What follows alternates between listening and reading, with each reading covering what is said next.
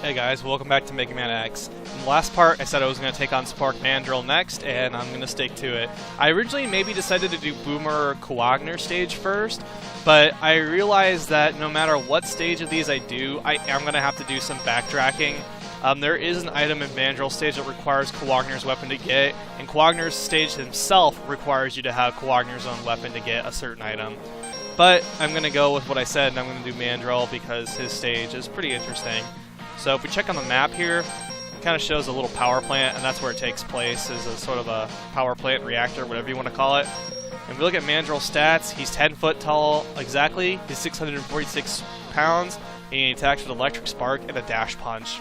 Although, we'll probably not be seeing either one of those. So yeah, there's the big guy himself. So as you can see, there's kind of wreckage here. This is from the plane Storm Eagle was flying. Ordinarily, these floors would be like electrified, and you would take damage. There would be like sparks that travel across them. But defeating Eagle stage first causes this plane to crash into the reactor and basically cause it to go all foobar. So it blacks out occasionally, so it's a little harder to see. Now, you can see there's an E-tank right there. There's absolutely no way to get that without using Kowagner's weapon to get it, which means we're going to have to do some backtracking. A little more than would be ideal, but it won't take more than maybe an extra 15 seconds on that video to get. Okay. Yeah, so a lot of these big blue guys. There is an item that we can get in this stage, though, so it's all good.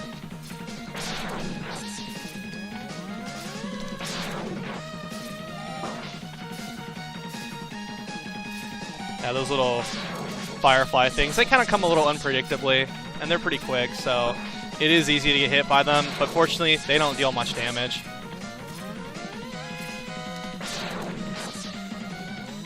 Climb down the ladder here. So we've got this boss right here. He's pretty easy to defeat. He takes a lot of damage from Fire Wave, I find, even though he's like in a bubble. Once he's on the ground, he just takes a ton of damage. I don't know if Storm Tornado would be quicker or not, but this is like one of the few instances where Fire Wave is useful, so I choose to use it just because. Yep, and as we can see, he's dead. I guess I'll play with the homing torpedoes a little bit since I got them.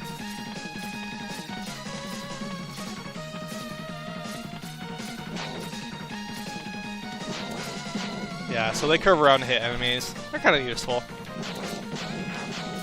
They do a decent amount of damage too. So I think we're pretty much almost up on the item for this level that I can get now.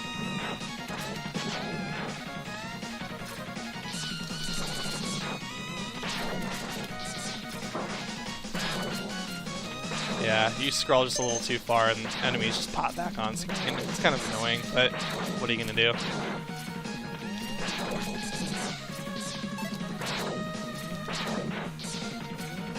Alright. This section's pretty easy if you take it slow. Got more of these turtle guys. So, there's a heart tank up here. There are a couple ways you can get this. Again, Boomer Kowagner's weapon would be one way to get it. Or if you have the Buster upgrade, which allows you to charge sub-weapons, you can use a charged shotgun ice to get up there, but you don't need to do any of that. It's actually really easy. If you just do a dash jump off this wall and just the right time bank around, you can just jump up there. Yeah, doing the other methods would be, I guess, technically easier if you've never played the game before, but it's possible to do with just the boots. So for this turtle, since you can just shoot through walls, you can take advantage of that and not have to get super close to him. Same deal with this one, but his little torpedoes home on you anyway, so.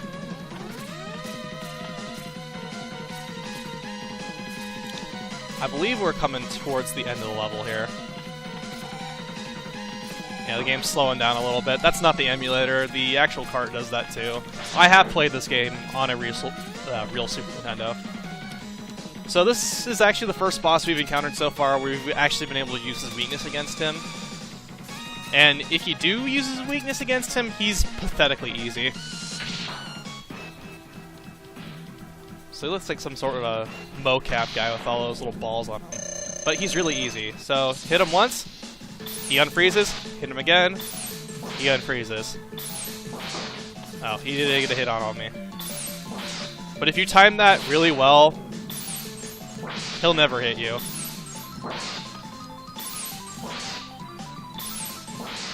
So yeah, just demonstrating the reflective shot. You don't even have to ever face him. You just fire at the wall and the crystals will still hit him, because his hitbox is pretty huge.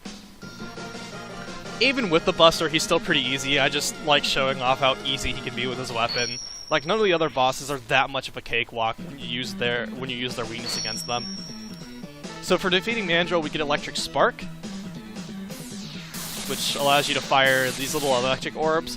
I believe they disperse when they hit walls or enemies. But yeah. So now that we've done that, I'm going to take on Sting Chameleon stage next. And yeah, I'm going to do his stage next. So really not much debate there. So catch you guys in the next episode.